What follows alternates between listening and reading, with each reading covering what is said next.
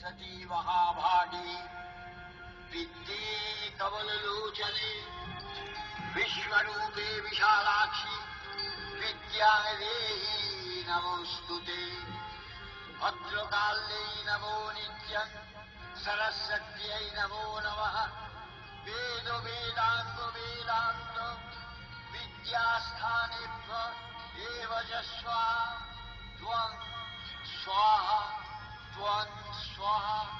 पद्मासना देवी श्वेत पुष्प शोभिता श्वेतांबरधरा नित्य श्वेतगन्धानुलेपना